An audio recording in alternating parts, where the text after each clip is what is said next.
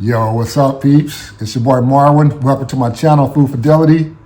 Today we're making a Southern classic, but we're gonna remix it, add a little fusion to it, Asian vibes, for a delicious, wonderful, easy dish.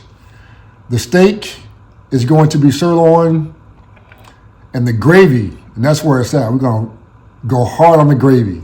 The gravy is a Thai curry coconut gravy, kicked up, lots of flavor. Gonna make this steak delicious. So you got big on flavor. It's a slight kick, not a lot, but very easy to make. So stick with me, vibe with me, follow me as we dig into this Southern classic fusion recipe. Let's go. So the prep is actually easy for this one. It's really salt and pepper, and then the work is just slicing the onions, but even that's pretty simple. You take one large like yellow onion and just slice it one time, and you're good to go.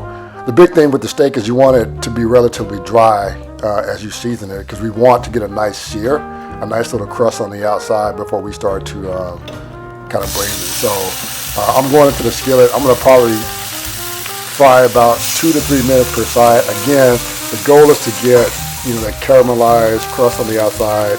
You want a nice brown color, which comes from cooking it on medium heat. Don't be afraid of it. You're not going to overcook it. Just make sure that you don't leave it on too long, because it's going to finish cooking as it simmers in that gravy later on when we get to that part. But for now, you're good to go. So now I got some fat left behind, got some fawns left behind. I'm going to add my onions to that and just saute them a little bit until they start to soften and change color. And then we're good. But I have a few more ingredients that I'm going to add. From a seasoning standpoint, it's really just salt and pepper. I keep that part simple because the other ingredients are going to be a little funky and a little different. So I'm starting with my curry paste. This is where things get pretty interesting, right? So this is where you start to kind of add those kind of Thai, those Asian elements. So it starts with the curry paste. I'm using curry paste as you would like a tomato paste if you were using like a traditional dish. And so same thing, the temperature or the heat level is going to depend on the brand you use and the amount you use. So if you don't want it too hot, make sure you read the label when you're buying it, and also just think about the quantity, right? But color is also going to be changed by how much of that tomato paste, the curry paste you add. The next ingredient is the coconut milk. This is like what gives the dish that character, that makes it unique. And in addition to the curry, you have that aroma, you got the taste, a little sweeter side, but we're gonna add more savory ingredients to kind of balance things out. Add a little thyme to kind of infuse the sauce, add a little more complexity to things, make it more interesting. Fish sauce, I know you guys are probably thinking of man, fish sauce and beef. I'm using fish sauce like you would like a Worcestershire sauce. And if you think about the ingredients, all that is, one of the main ingredients is anchovies. So it's got like fish or seafood in it. So very similar. I would just say fish sauce is a little funkier taste than Worcestershire sauce, but it works in this dish. Trust me on that. So now that I got everything kind of infused together, I'm gonna bring my steak back to the skillet, cover and simmer on low on the stove top, or you can do it in the oven at about 325 to 350 degrees. You just have to check, give it the fork test to see how tender it is. Once you get it going pretty well and get close to the end, maybe those last 20 minutes or so, you can start to baste with those onions and gravy, and just kind of add flavor to the top of the steaks. And so we're going to just really encompass all aspects of the steak in this sauce to just maximize flavor for later when we're digging into this one. So really, like you see, this is a pretty simple dish. Again, I know that the ingredients are a little on the funkier side, but this is a fun dish that you can make. It's a change up on like things that you would normally have from a smothered steak standpoint. Consistency, that's dealer's choice, your preference. So for me, I want it a little thicker so I could let it cook a little longer. Or here in this case, I'm going to build a gravy slurry, basically mixing cornstarch and some of the gravy, and then I'm going to add it back, and then I'll let it cook a little longer, and you'll see that gravy start to thicken up and get to that more thicker consistency that I'm looking for mine, right?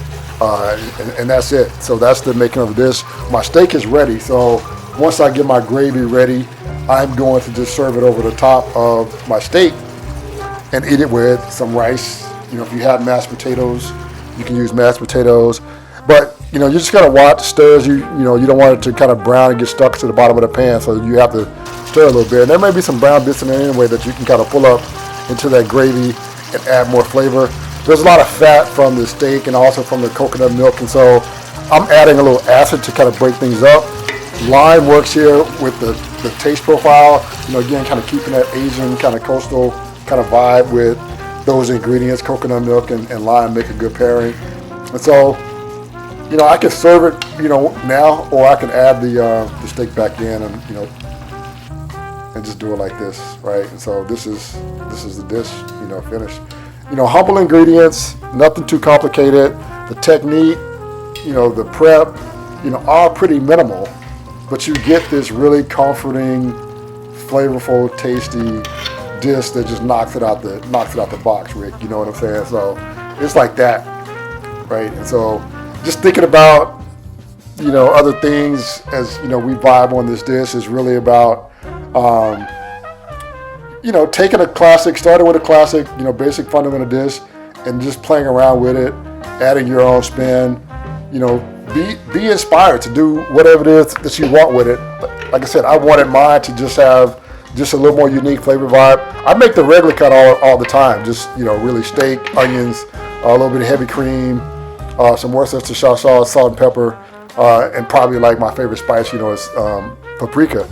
And that's really it to make this dish, but just change things up to kind of give it a different flavor profile. And if we're going to check for tenderness, you can see I have a nice little kind of pink center. I didn't want this to be overdone. And so I was just kind of giving it the fork test, or just the finger test, where I just kind of press down in the center and see how much give is in the steak, you know, and to check for doneness. And so I like mine the way it is, and that's it. So if you want to use, I use sirloin steak. If you don't have that, if you want to choose something else, round steak is another good, you know, meat choice, or you can use like ground meat and make like a ground steak. But that's the recipe. If you dig it, leave a like or a thumbs up. But most importantly, hit the red subscribe button and get new recipes to your inbox weekly. Thanks. Peace out.